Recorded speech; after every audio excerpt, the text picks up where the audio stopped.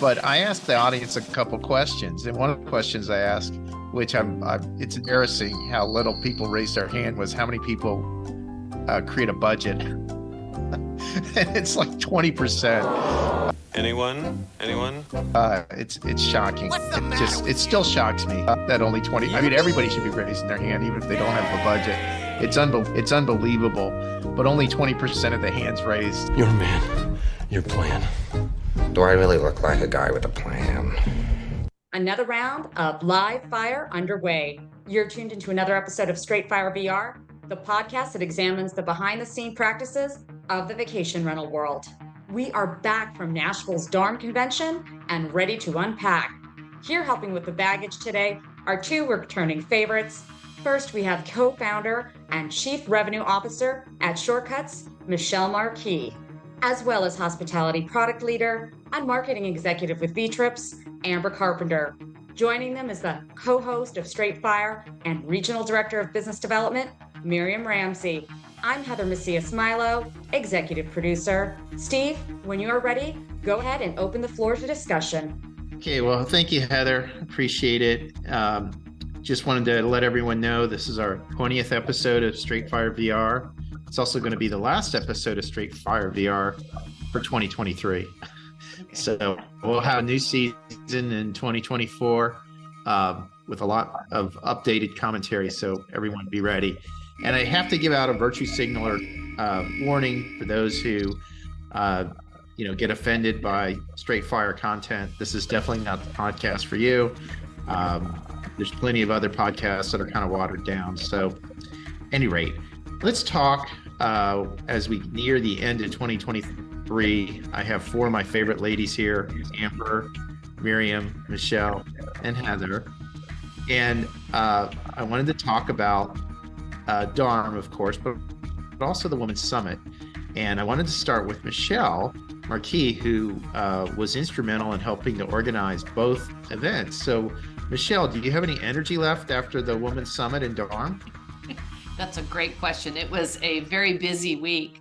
But, the truth is the hardest working ones, was Rebecca Chapman and April and Amy. They did all the heavy lifting and Rebecca's team. But it was very, very busy. Starting off with the Vacation Rental Women's Summit, I could not believe the feedback from the attendees. It was nothing but, just everybody loved the content. They loved the education. They loved the camaraderie. I had someone say that two gentlemen say, I can't miss this next year. I feel like I came to an event where the good stuff had already happened, and now I was staying for the icky stuff that I just missed too much. I want to come next year. Or the year after next. We'll have to work on Amy for that. But it was great. It was really fun. All right. So Miriam, you were at the Women's Summit, right? And I wanted to ask you a question. What was your favorite part of the Women's Summit? Was it the inspirational speeches and topics, or was it the vendors paying for an open bar? Definitely the open bar from the vendors. And actually saw two good concerts while I was there. So definitely my favorite part. Did get sick. I think a lot of people did. I don't know if you guys heard, which it could have been just the groups I was hanging out with. Not really sure. Be home and gusty. So I didn't get sick. Oh really? Oh God. Michelle, and it didn't work. Michelle, I heard that the attendance on Tuesday morning was a little limited because there had been so much partying on Monday night that people had a hard time getting to the opening session on Tuesday morning. Well, the room looked pretty full from the stage. It's kind of hard with the bright lights, but I think that's part of the reason she doesn't start at the crack of dawn, is because, sometimes when ladies get together, ladies who lunch.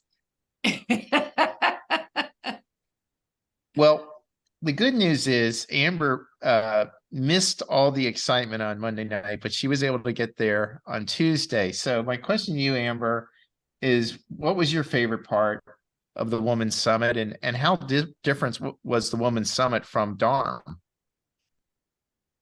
So I was only there for the last day of the Women's Summit and really kind of that last afternoon. So everyone had made it back by then. I didn't know that the morning was light. And I didn't get sick either, but I know I was tired afterwards. The Women's Summit portion, it was really interesting. The sentiment was actually really, everybody seemed to just be really lighthearted and uplifted and had just so much kind of nurturing. They seemed really open to learn in the session that I gave that afternoon and asked me tons of questions. It felt more like they were just that felt more like a lot of like sponges. People were sponges and were ready to hear what they needed to do with their marketing, analytics, pay-per-click, etc. And then for DARM, everybody actually had a ton of energy for DARM, but I would say the sentiment was more that everybody was being very real with each other. It's not a glossy year. Like everybody seemed to be really telling each other the truth and digging in on what was working and what was not going into 2024 and how 2023 had really been a struggle, which was really a great, I found it just really helpful because usually everybody tells each other kind of BS. Oh, I had the best year I've ever had in 2023. You heard a lot of that at VRMA. And then everybody just kind of got real at DARM. I should have Yes, stayed because I felt like that was probably my wavelength, right? I think some of the Women's Summit, like, look, a lot of it was good stuff. Some of it was that way that, where DARM led into being that real and giving that. I think that's by the end of Tuesday, I think that's where the atmosphere completely changed from what it was on Sunday when I first got there. So it was clear, the difference between the Women's Summit and DARM was like that. You could have turned the lights on and been in a different country, like switch just like that. But I don't think that was necessarily bad. The thing I love about Amy's events is that she is unapologetically focused on that event. So, at a lot of other conferences, including Verma specifically, is that they have to be so much to so many people, right? So you've got to have housekeeping sessions and marketing and management and accounting and advocacy, right? Because there are a lot of different reasons people go to that. At the women's conference, the women that went there knew exactly what they were getting. And so she catered to that. At DARM, 100% about data and revenue management, and she catered to that. And so I think that's one of the things that's most successful about the event she does is she stays focused on the topic at hand. So Miriam, I guess the Women's Summit was different. It was inspirational, and there was a lot of networking. And the good thing that Amy did this year was she put them next to each other and combined them. So she got a lot more vendor participation. So, and I think that probably was one of the reasons why there were so many parties. Although by Thursday, I think people were pretty dead. I saw Tom Powers. I wasn't sure that he was going to make it through the end of the conference that day. I saw him on Tuesday night. yeah. So we were going to talk a little bit about DARM, and we were going to talk about the realistic aspects of DARM, because I also talked to quite a few people. I made it to DARM, and DARM was kind of a realism setback. In other words, the hope of 2023 was now over. I think most property managers probably figured out by the end of summer, certainly by fall, that there was no magic cure, that revenue wasn't going to miraculously come back, and they were being faced with a lot of very difficult decisions. So Amber, I'm curious, you did quite a few, I guess, roundtable discussions and workshops at DARM. What was the sentiment like? I mean, how realistic were people about the fact that, there's no easy fix, that revenues in occupied nights is not going to just magically go up in the U.S. market? I think a lot of it was not only are we facing these headwinds, but every year has been a whole new year we've never encountered before. Everybody has kind of realized that you can't really compare to 23. You can't really compare to 22. Like, I think we're all kind of looking at 19 from a trend perspective as far as occupancy, but ADRs are all over the place right now. That was a big topic, a contentious but very healthy topic at the conference about, all these revenue management platforms are using ADR, but what is ADR anymore if the channels make you put all your fees in the ADR and they're using scraped data? So there were some really productive conversations around that. And I think that's been part of our problem with driving rates too high. And so a lot of productive conversation about that. But this was also a year that you faced Google change to GA4. Like anything about how you measured anything seems to have been kind of our feet were taken out from under us. And we're having to look at whole new ways in how to measure what success looks like. And there were a lot of really productive conversations around their owners, just like any of us who have been around long enough to have been through the last downturn. There are homeowners who really can't afford their properties. And so we're getting a lot of pushback from homeowners who bought kind of at the height of the market and thought, probably went to one of those Airbnb, become a billionaire at the pool overnight seminars. And they're finding out that this is actually a pretty hard, tough business that you need a really strong team around you. So really meaty discussions around all of those topics. And also probably the other big topic was staffing challenges. Nobody can find really seasoned revenue managers, really seasoned marketers that know how to deal with this or have ever been around for a downturn. So that was another big part of the conversations. So Michelle, this is hitting on a couple topics. One, things, the labor shortage, and I know you're involved with Extent Team. Also virtual marketing aspects, which I know you're involved with as well. And then just the overall, issues we've seen, which is for the first time in probably 8 years, the industry is facing potential of revenue going down again in 2024.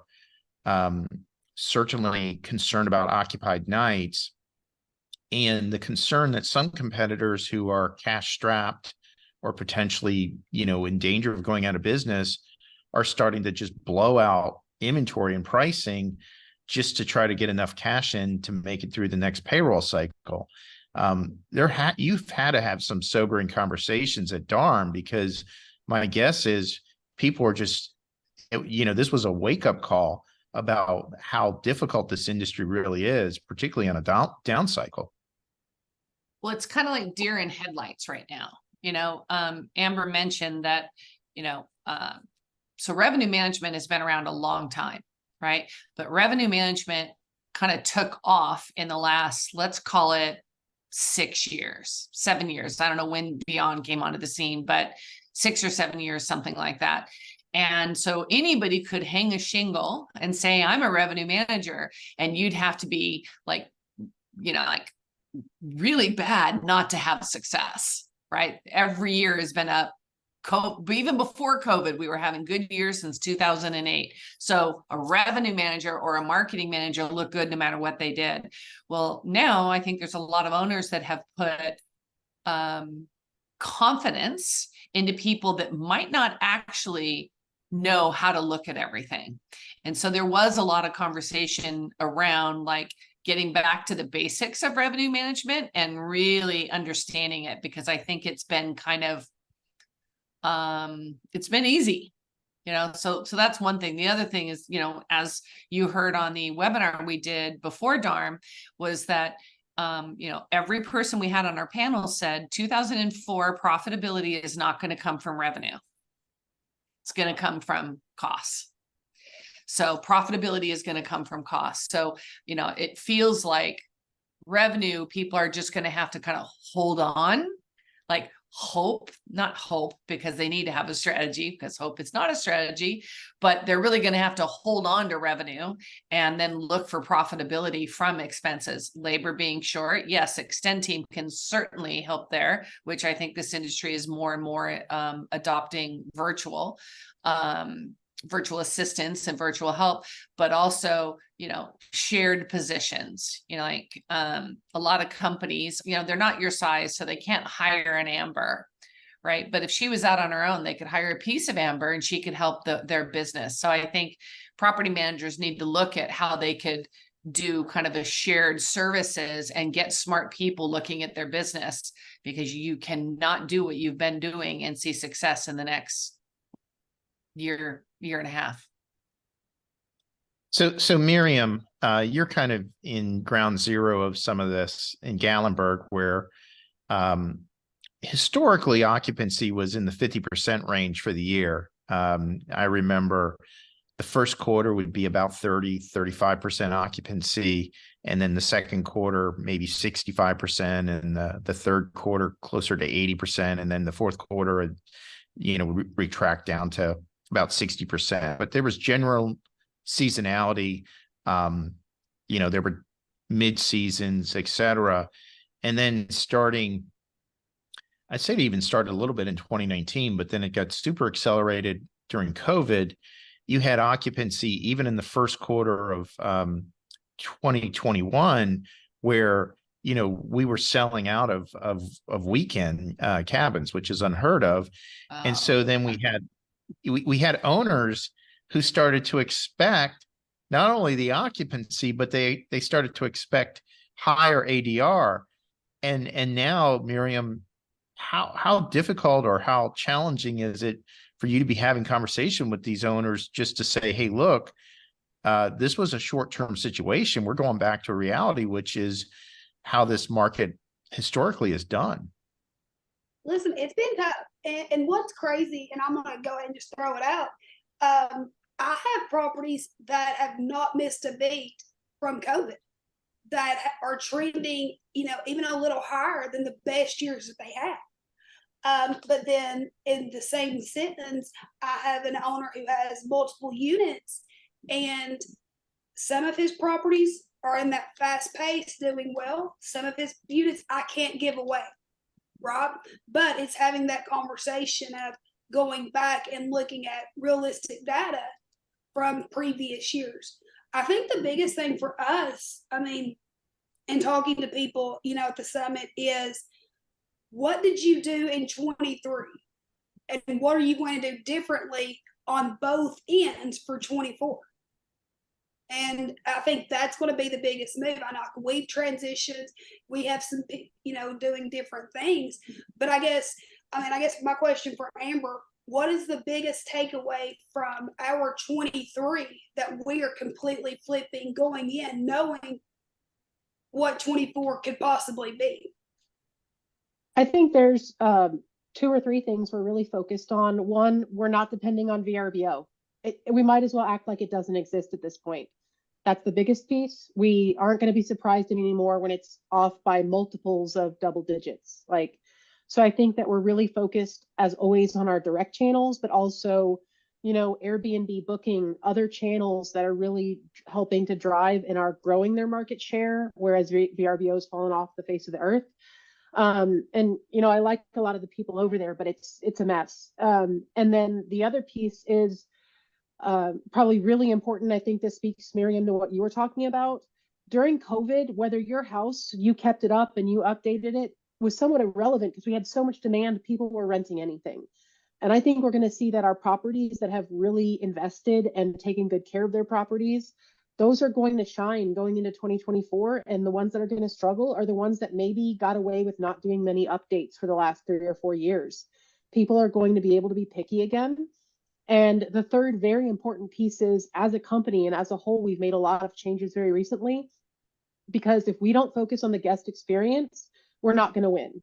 So it's not only just pricing it right to the right person, but then treating them really, really well when they're here and focusing on the fact that we're a hospitality company first. I would say that those 3 things are there. And then, if you got into more micro strategies, we just finished building and launched our integration with segment.com. And so we have very segmented marketing across omnichannel. So very targeted messages, very targeted promotions. That's the other piece. We didn't have promotions really up and running till the middle of 2023, because for years we were just doing dynamic rates. So now we've taught our teams how to layer promotions and change behavior using promotions on top of the fact that we're using dynamic rates. I think we actually have a lot that's different going into 2024. we've changed a lot of our reporting and how our meeting structures are so that we're deep diving with the local teams. I'm excited about 2024. I just know that it's going to be very hard. And I think, Michelle, you had, and I apologize, can't remember the word you had just used a second ago, but I think you're going to have to work for that revenue. Like it's going to, I totally agree with what you said. And I think it's going to be work. You're not going to just see it's not an order taking kind of year. And people are very price sensitive. We see that conversion using promotions is very many multiples of just dynamic rates. So being really targeted with that is a big piece of it. But getting our guest experience right, which means not just on the owner side, but on our own service levels, is key. We're reviewing reviews in every revenue meeting now. I think That's good. key for next year is the guest, that atmosphere. I think that's what we're going to see is going to be the biggest dynamic change of giving that more personable touch and having that one-on-one connection, responding to the reviews, having that engagement initially instead of when they leave. There is a math problem to be had, and I used to know it. That was every point that your review score is higher means X amount more in ADR that you can charge. And I can't remember the exact numbers, but there is a math problem. But Steve, I have two questions that I think would be interesting. One is, you just said you're not going to depend on VRBO anymore. Demand is still up, just out of use of our category. We have more inventory, which is what's kind of screwing things, right? But let's just say demand is flat. So if Vrbo is not performing, there's no more business. So do you think they're just moving to other platforms? Do you think overall their revenue is probably down? What do you guys think? Why is that? What's happening? I'll let Steve answer See this? first. This is how Michelle grilled me like a fish at our fireside chat. She asked all the hard questions. So she's asking me if Vrbo is tanking, and they have historically been the lion's share of our OTA business. What do you do? And the answer is, thanks to people like Amber and Chad Blankenship and other people in the revenue management team, we started to lay out a plan of diversification. And that really started with working with the non-Vrbo OTAs, which would be Booking.com, Airbnb, and surprisingly, Expedia. Even though they're the same company, they're different channels, and better optimizing those players. So we did a lot with them. The second thing is we spent a lot of time on our direct website and improving conversion and trigger emails, like abandoned cart and things like that, to improve conversion, even dynamic pages. The third thing is the segmentation of the emails, which we didn't have. It's shocking because it's taken us almost 4 years since we left V12 and moved over to TNS Track to get the level of segmentation that we used to have. But we're there now, but it's taken a long time. But now our emails are getting much better conversion, as you would think, with segmentation. And last, we've been spending a lot of money with Google through paid per click. And as Vrbo has retreated from their ad spend on pay per click, I'm not saying that pay per click has gotten cheaper, but it's not as competitive as it was back in 2022. So there is opportunity, particularly if you're managing your PPC campaign competently, and we're doing a lot of that. But Amber, let me know if I missed anything on that. No, I think that that's the case. It's all about diversification of your channels, which your direct channel is a channel, just like, an OTA. And so I think that's really what we're looking at. I hope Vrbo makes a comeback. Right? I haven't seen it. And I'm not going to go into 2024 thinking it's going to happen. We also are monitoring the cancellation rates of these new channels that we're trying. And that's been a really insightful practice as well, to see that there are some channels that have incredibly high cancellation rates. So they might produce for you, but you're probably only going to keep about half of what they produce for you, which is very different from your direct channel. And so getting that channel mix, and really we look at it every single day as a team, of what's happening and what's producing. Also, some of the other thing going to 24, depending on where your destinations are, a lot of the school schedules have changed. Summers have contracted quite a bit. Going into 24, the other piece that'll be weird is looking at a Christmas break. If you look, it looks like it's going to be that last week and a half of December instead of middle of December down. So really looking at your calendars and understanding where these breaks are falling is going to be key. And getting your price right. I can tell you there's nothing I can do to design around, whether it's an email, a social media ad, or pay-per-click, the wrong rate. When we get our rates right, that's when everything comes together. So, but back to, so just my question about as far as Verbo goes. Sorry, Steve, I'm going to take over here on your straight talk. Are they just losing market share?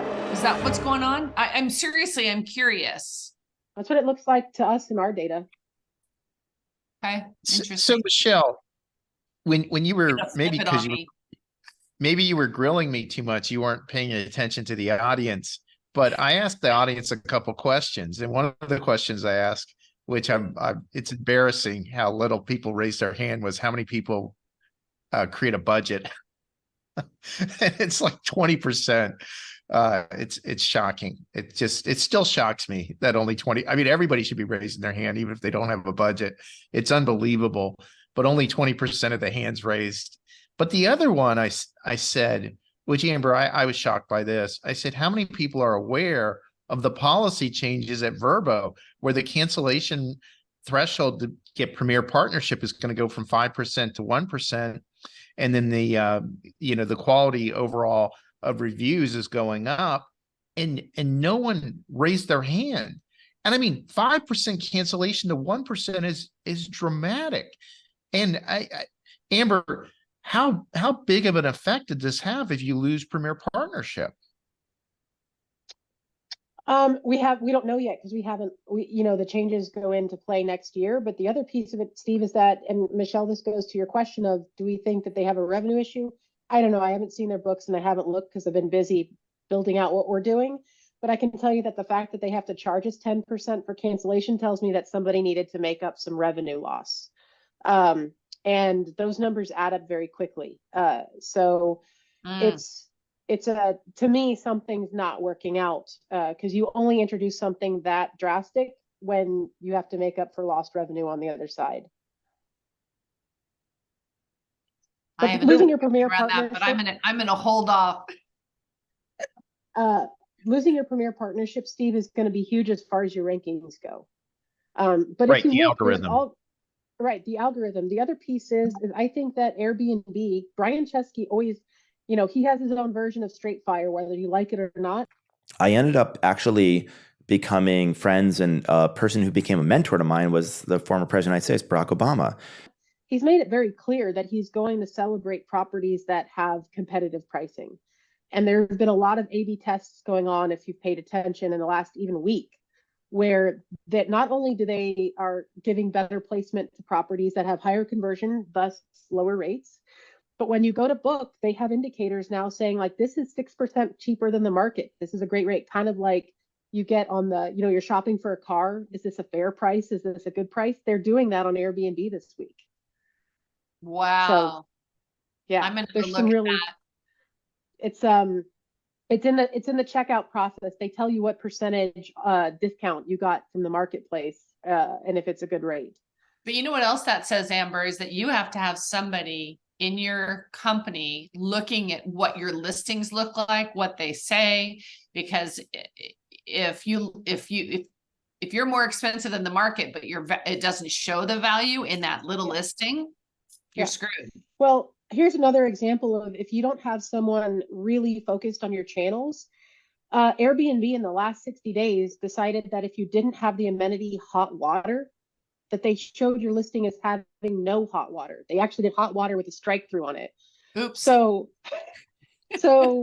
I mean, there's all sorts of things with not only your pricing, but your merchandising, that it's a constant job to keep these channels optimized. And what's funny is, when I asked at DARM and I talked about we created our own level of validation for our own website. So now if our teams don't merchandise them well enough, I don't even show them on our direct sites, because we have the same goal of driving really high conversion. The first pass I took at that, 20% of our properties failed, but we hadn't been focused on it. How do we merchandise the quality of our own listings? Right. So now we've gotten it to where we have less than 10 that are failing every day. And so, but it was just putting that focus on, during those years where we were all order takers, some of these muscles really fell apart and we're having to build them back up again. And now we tell everyone we have hot water in the USA. So shocked. Like, I really have no words. Like, that's where we are with Airbnb, that we have to specify hot water. Jesus. Yeah, it is ridiculous. Well, so we had an experience trying to rent a property overseas for Heather's father, who's in the Philippines, and we didn't look to see that hot water was checked. And we apparently rented a property that had no hot water, and Airbnb told it was our fault that we didn't look, and it hadn't been checked. I mean, so look, the problem with Airbnb is it's a platform that's a free for all, where they've allowed people with no business being renting a property to be in there, and it's really destroyed their brand.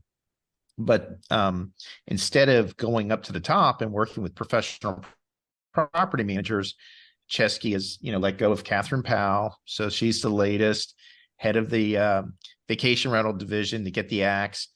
Greg Geely was before that.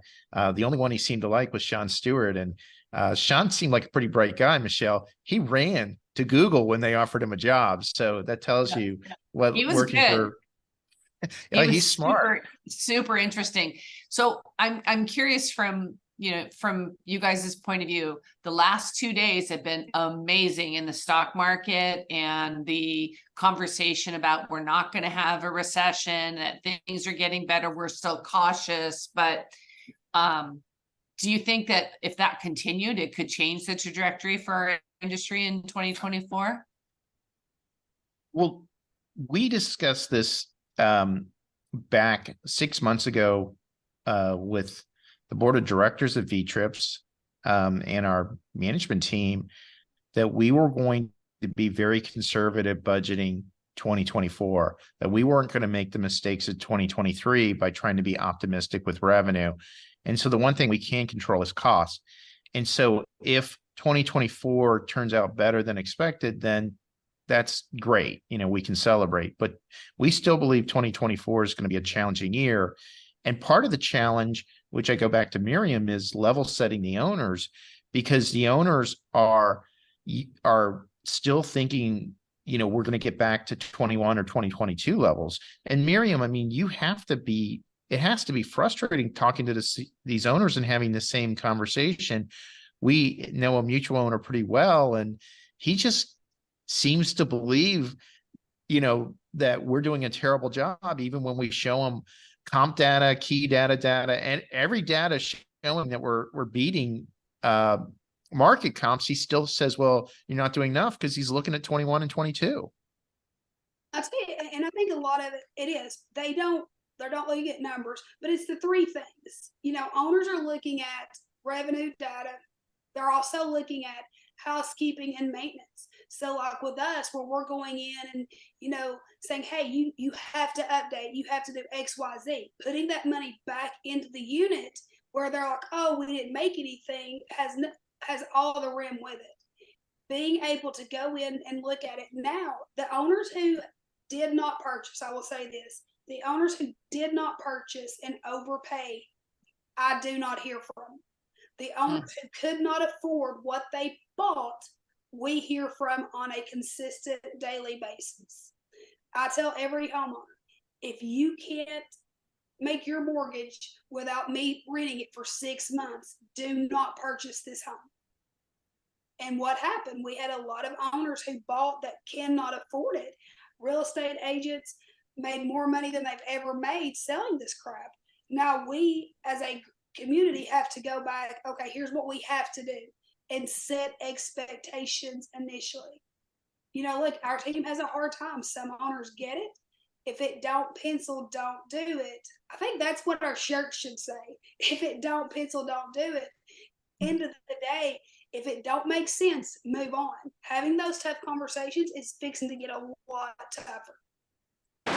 Okay, we're going to go to the lightning round because we got a lot of things to discuss and a short amount of time left in this episode.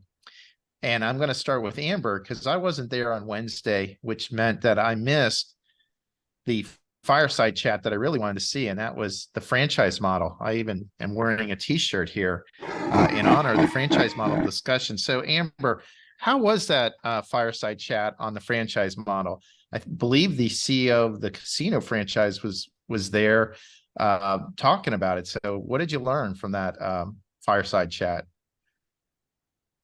I didn't come away with a lot of takeaways. I'm just going to be honest with you. I mean, for me, it's a sales pitch to get people who don't know how to scale and run a business. It seems like, and this is just my very candid opinion, it's a great fit for people who don't know how to scale their companies or need help in the technology stacks and making the decisions.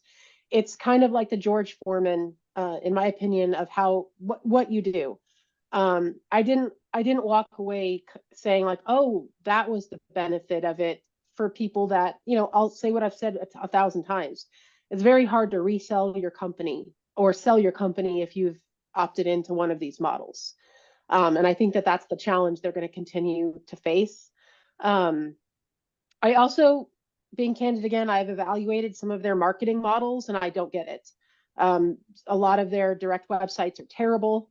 I would think that's probably one of the biggest opportunities that they could bring to the table is the direct marketing, know-how, and I'm not seeing that happen. So I'm not sure how it feels like it's like an evolve model, but with a flag and some operational, SOPs and things like that. I mean, I'm not intricately involved in them, but that's kind of my, surface level takeaway. Michelle, but there was a fireside chat, I thought, like with the CEO of the large franchise company Casino. Am I missing something? What happened? Well, to be honest with you, I was not at that session. You and I have talked about this before, and a franchise model of some sort, if you're trying to put together a vacation rental company from scratch, think about all of the mistakes you learned, Steve, in your career. Think about it. So like you have a whole lot of value in telling people, look, like I do, here's the shortcuts. Here's the things you need to pay attention to. Here's the processes. So I could see where a franchise model would make sense. I don't know enough about one franchise model over another franchise model. I don't know about valuation and how you sell or any of that. And I'm sure like in every industry, there's good franchise models and there's not good franchise models. But I think there's room for franchise models. Hey, Michelle, I think he's trying to get us to say that Steve didn't show up. Oh, is that what happened? He didn't show up. Wow. Miriam, are you shocked to hear that the CEO of the casino franchise didn't show up for a fireside chat to discuss and defend the franchise model?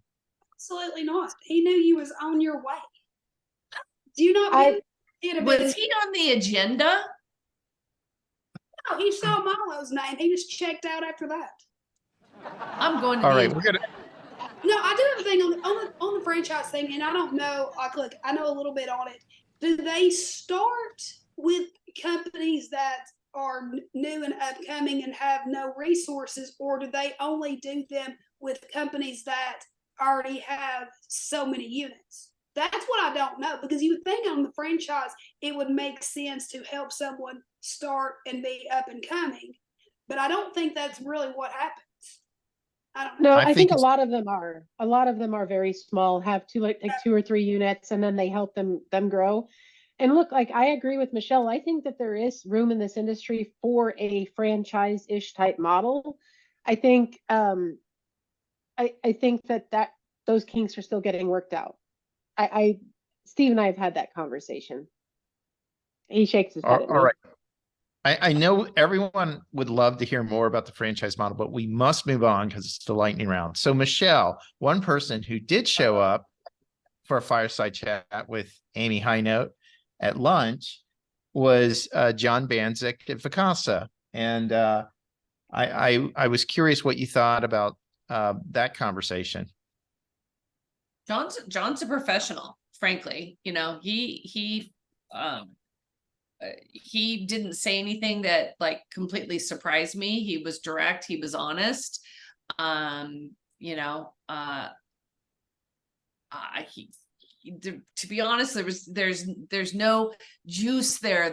You know, he did a pretty good job answering the questions that were relevant to what he had going on. He did talk a little bit about some of the churn, and you know, it didn't sound like he was seeing much different than anybody else was. I don't know that for fact, but in general,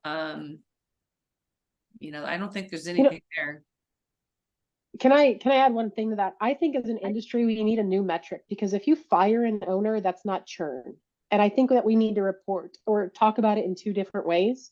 Yeah. There's a difference between I didn't do my job and so they fired me, and hey, you won't update your unit and this is disgusting and we're not going to manage it anymore.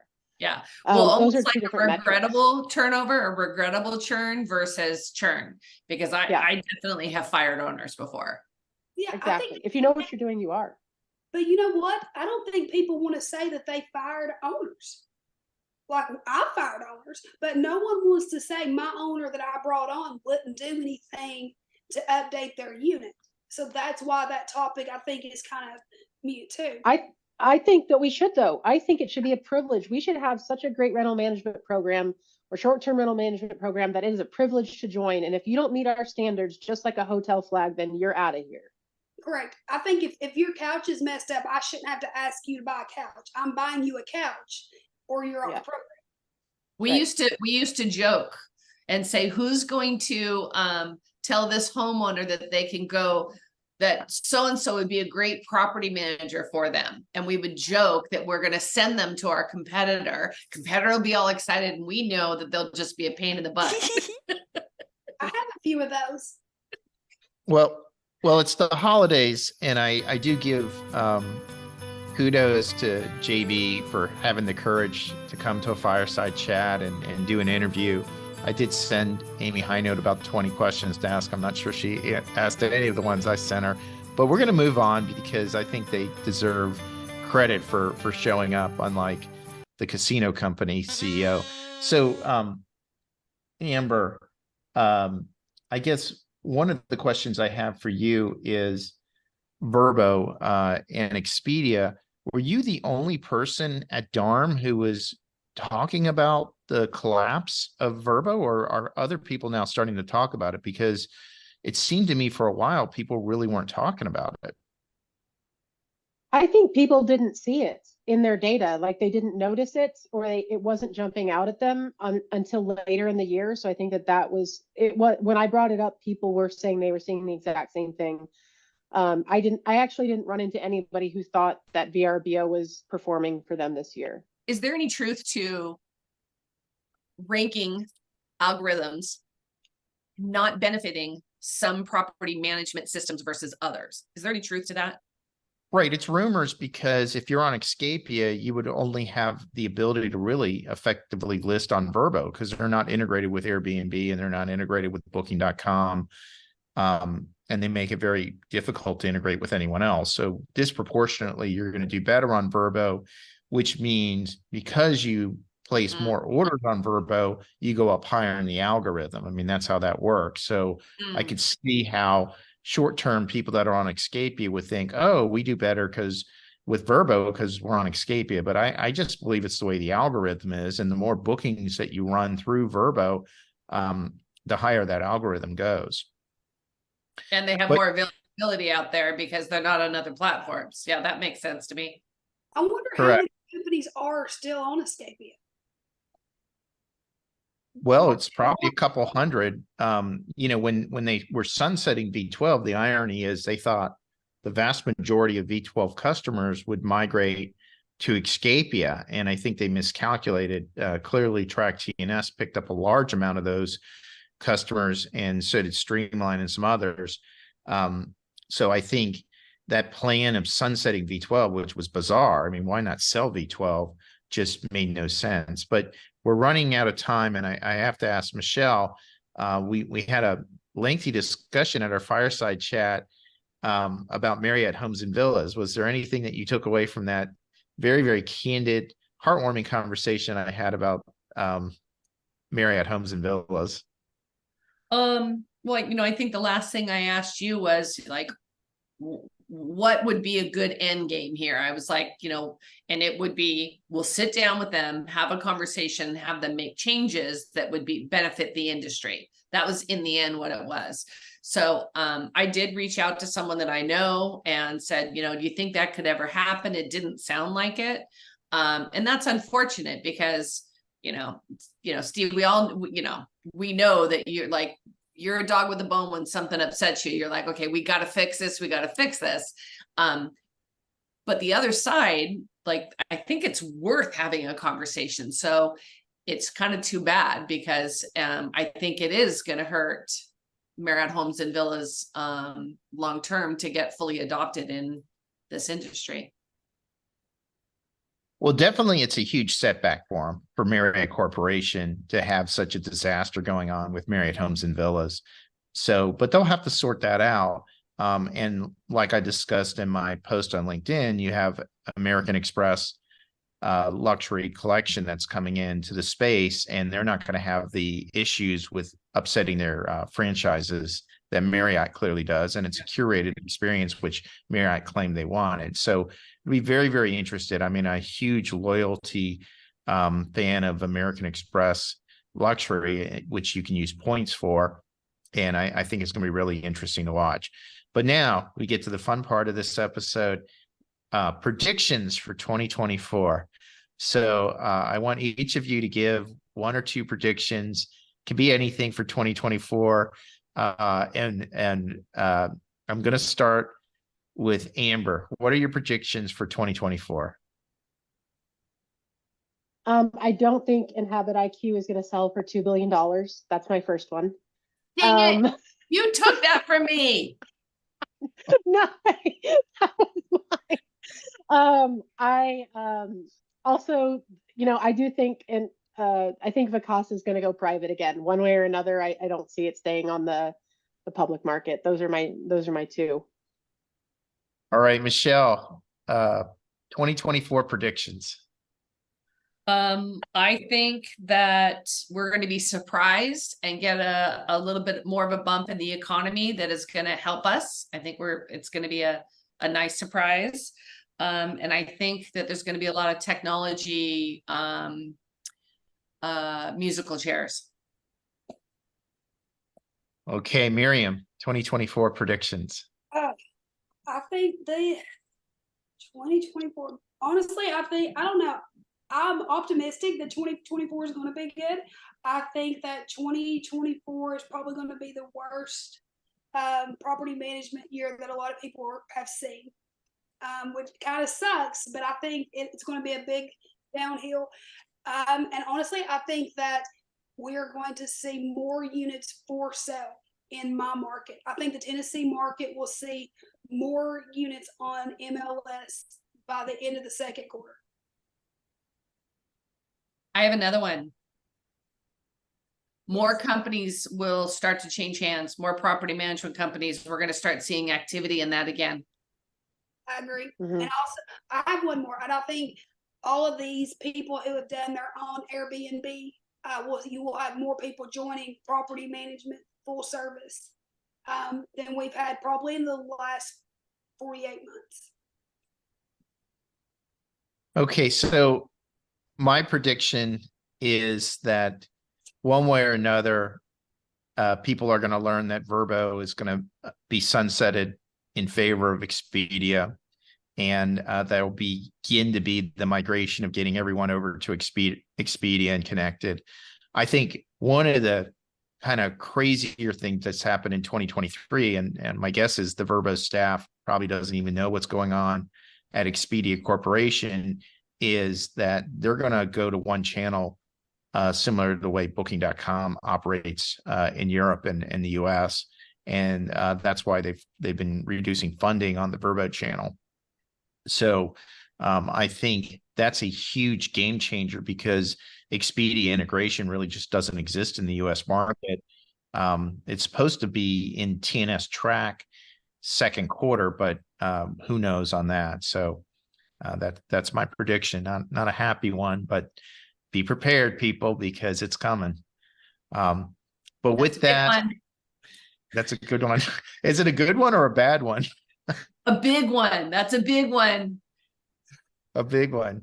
Yes. I mean, think about it. I mean, we all kind of started with VRBO and HomeAway going public, and then HomeAway selling to Expedia. So it's kind of a sad ending when you think about, that this industry was built so much on the back of Vrbo/HomeAway. But hey, look, I mean, Expedia paid a lot of money for them, and Expedia is trying to get their market cap higher. And having an integrated platform where you could book everything, including vacation rentals, makes a lot of sense. And it really should cause concern for Airbnb, which would then be left as really the sole platform where all you can do is book vacation rentals. But on that happy or big news, I say happy holidays, happy 2023. It's been an incredible year and ride for Straightfire VR. I appreciate all the hard work. Thank you to Heather Macias Milo, our executive producer, Miriam Ramsey, our co-host, Amber Carpenter, who's been on several episodes, and our new favorite, Michelle Marquis. So thank you, everyone, for another episode of Straightfire VR. We'll be back in 2024 with more Straightfire takes. Thanks again.